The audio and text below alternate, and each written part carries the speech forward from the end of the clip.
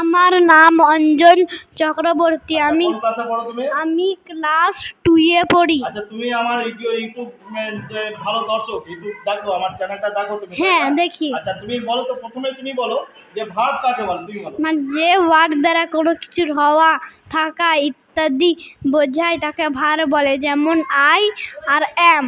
Very good, কি সুন্দর বললো, যে ওয়ার্ডের দ্বারা কোনো কিছু থাকা, খাওয়া, হওয়া বোঝায় তাকে ভার্ব বললো।